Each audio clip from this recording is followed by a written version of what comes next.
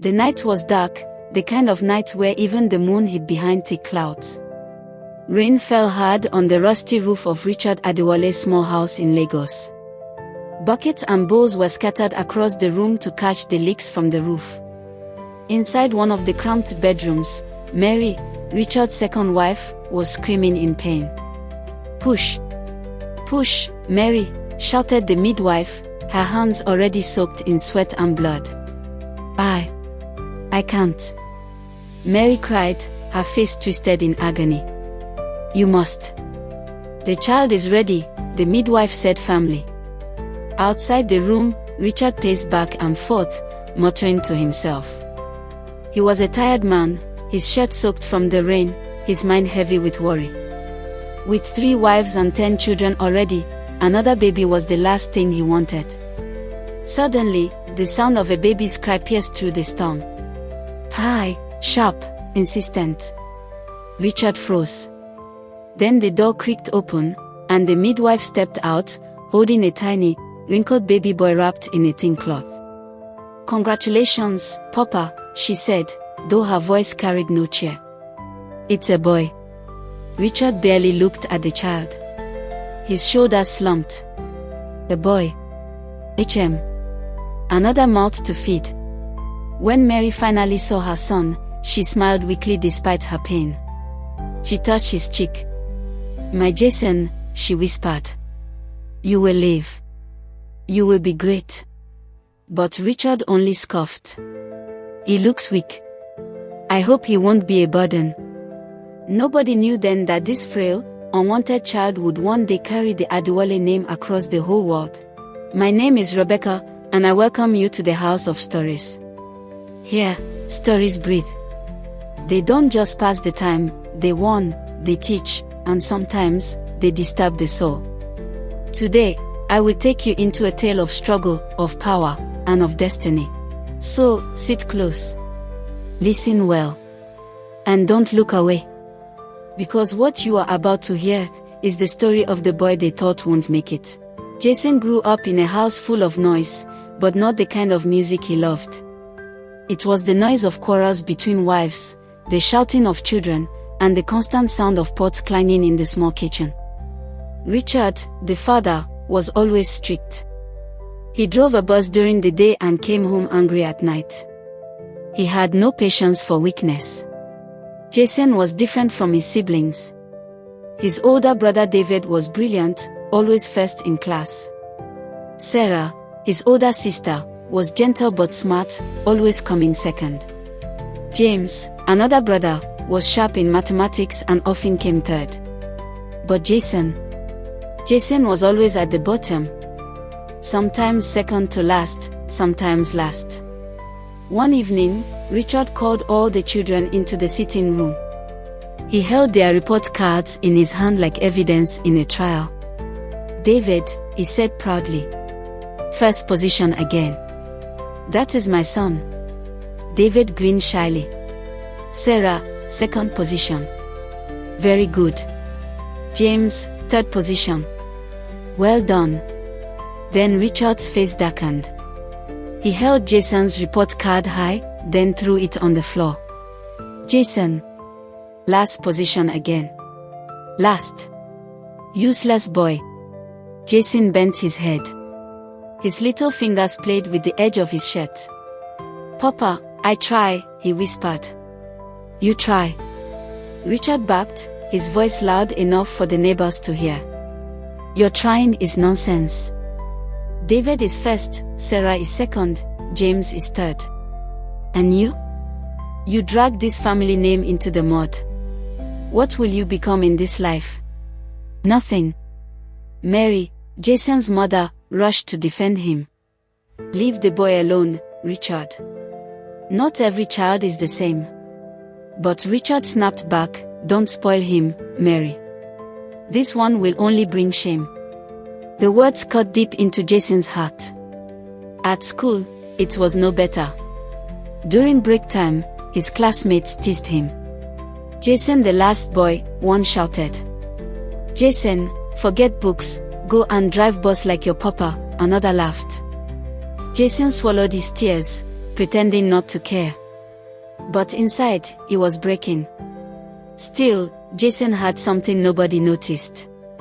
When others saw only noise, he heard rhythm. When water dripped from a broken tap, he heard a beat. When children clapped while playing, he heard a melody. Even the honking of buses on the street became music in his mind. At night, while his siblings studied, Jason tapped beats on his desk, scribbling lyrics in an old notebook. He sang quietly, afraid his father would hear. One Sunday, in church, the choir needed a boy to lead a small hymn. Jason volunteered. The moment his voice rose in the air, raw but powerful, people turned. The congregation fell silent. The pastor smiled. After service, an old man walked up to Jason and placed a hand on his shoulder. "Young boy," he said, "the world will laugh at you. They will despise you. Even your family may not believe in you. But I see something. You carry a gift. Don't stop singing." Jason's heart burned with hope. He repeated those words to himself that night, lying on his thin mattress. "They may call me useless, but my gift will speak one day." And so, while the world doubted him, Jason held on to his music like a lifeline. Jason's childhood was painted with hunger. The Adewale family lived in a two-room house in one of Lagos's rough neighborhoods. The roof leaked, the walls cracked, and the smell of kerosene always hung in the air. Richard's job as a bus driver barely put food on the table. Some nights, the family ate nothing but gari soaked in water. Other nights, they had only boiled yam without oil. Jason's brothers and sisters worked hard to help. David gave lessons to younger children in the compound for small money. Sarah sewed clothes for neighbors. James carried goods in the market to earn a little cash. But Jason only sang. He sang while fetching water. He sang while sweeping the compound. He sang while walking to school. One evening, while Sarah and David were studying under the dim lantern light, Jason was softly humming a melody. David looked up, irritated. "Jason, keep quiet. We are trying to read." Jason stopped for a moment, but then the rhythm returned to his lips. Sarah sighed. "Jason, why can't you be serious like us? Singing won't feed you." Jason lowered his eyes. "But I feel alive when I sing." David scoffed. "Feeling alive won't pass exams. You will end up like Papa, struggling on the road with nothing." Jason's chest tightened, but he said nothing. Instead, he went outside, sat on the broken steps, and looked up at the stars. His voice cracked as he whispered to himself. "One day, they will see. One day, the world will know my name." At school, his reputation grew worse. The teacher, Mrs. Helen, scolded him almost daily. "Jason, your siblings are shining stars, but you, what is wrong with you? You fail every subject. You don't pay attention." Jason muttered, "I'm sorry, Ma."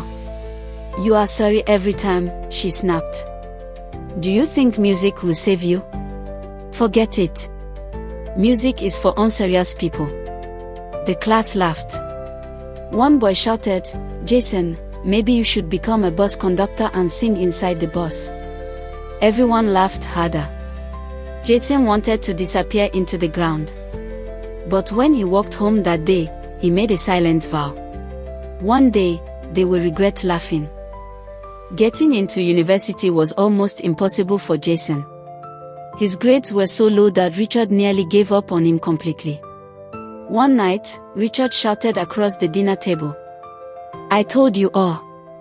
Jason is wasting time in school. Look at his results. Look at his mates. David is preparing for engineering.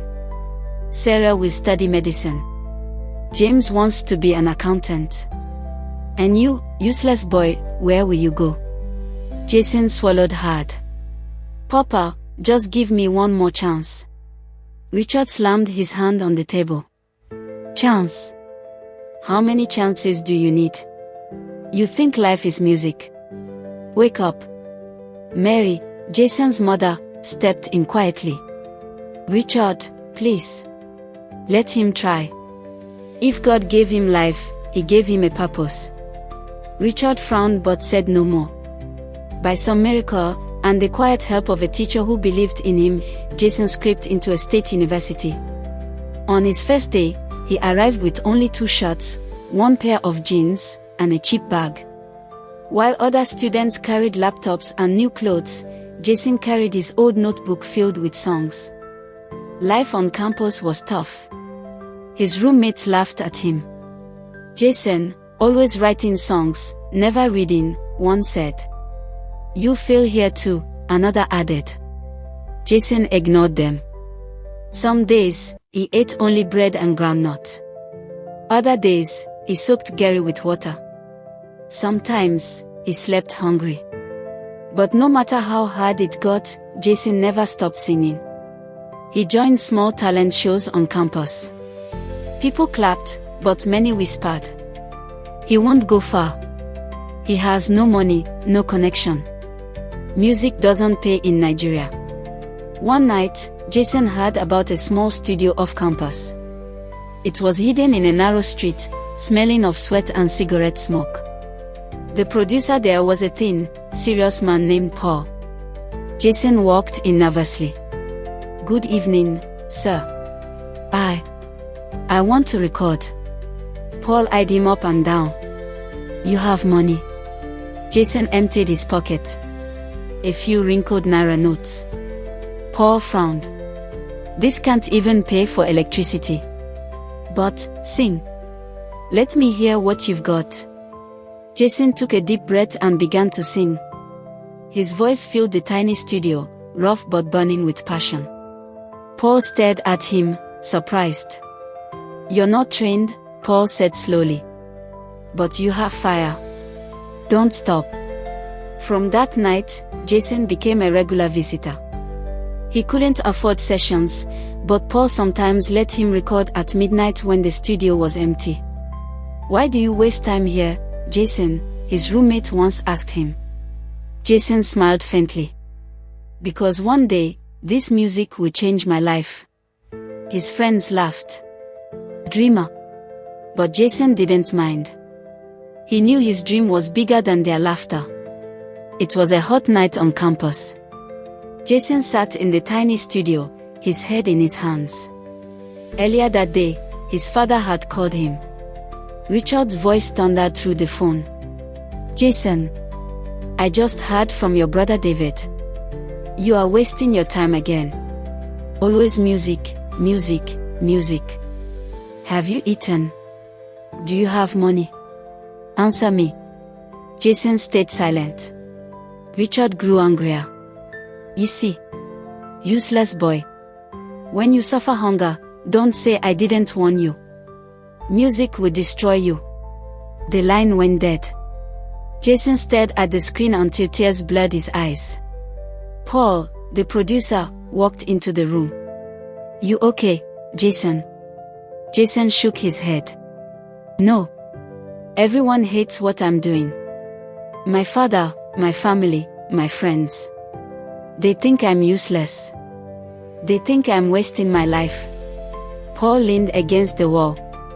So what will you do about it? Jason looked up, his eyes red. I'll prove them wrong. Tonight. He grabbed a pen and began to write. The words flowed like water, about pain, about poverty, about being despised, about hunger, about dreams that felt impossible. He poured his entire life onto the paper. When he finished, he stared at the title he had written, Last Chance. Paul glanced at it. Last chance. Jason nodded. This is it, Paul. If this song doesn't work, I give up. Paul frowned. No, Jason. This isn't your last chance.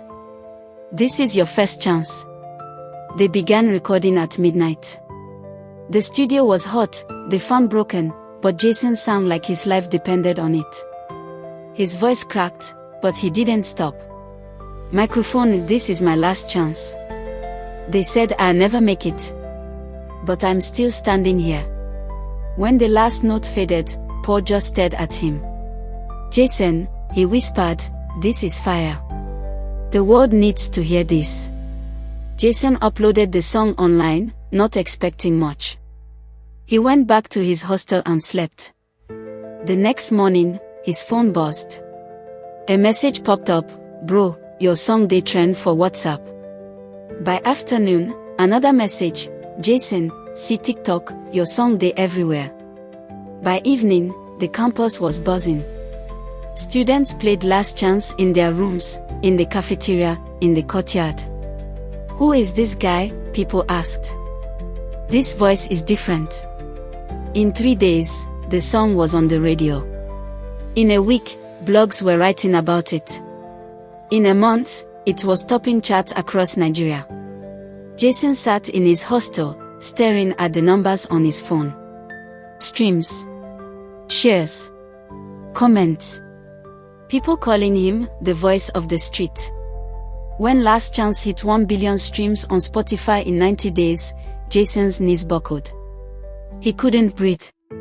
He fell on the floor, laughing and crying at the same time.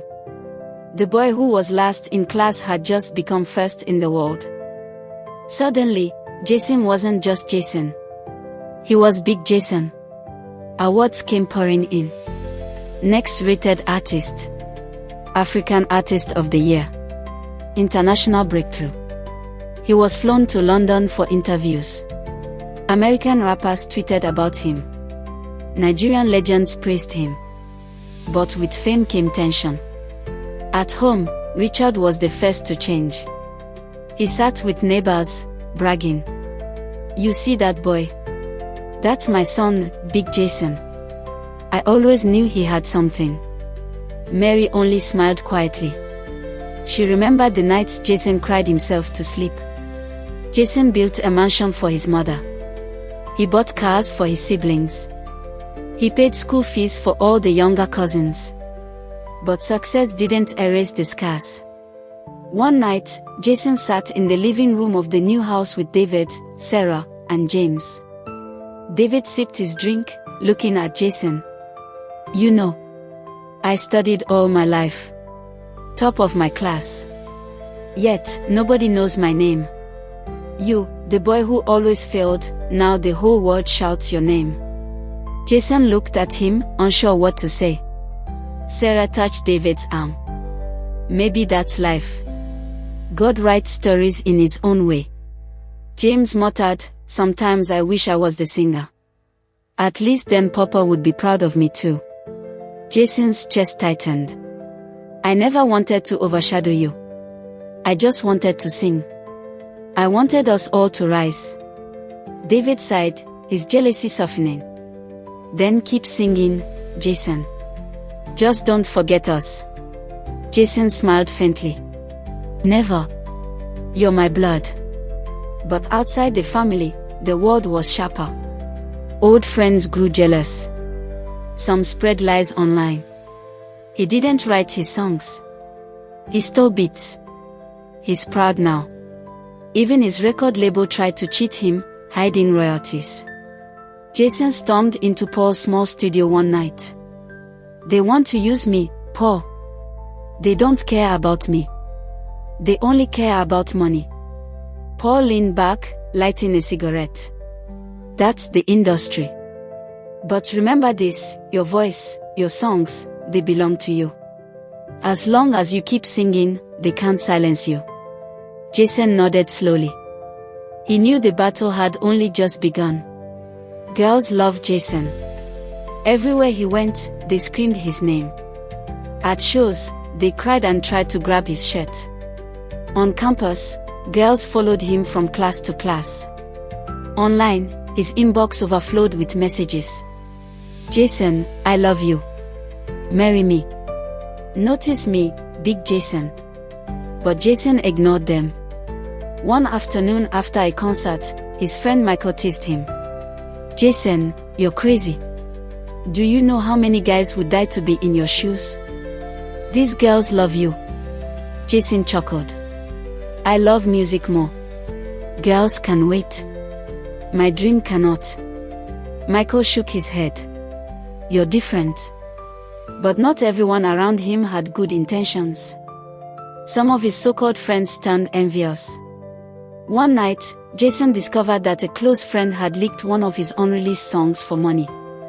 Jason confronted him in anger. Why, Daniel? Why would you do this to me? Daniel avoided his eyes. I needed the money. You already have everything. Jason's chest burned. You betrayed me. I trusted you. Daniel shrugged. Fame changes people.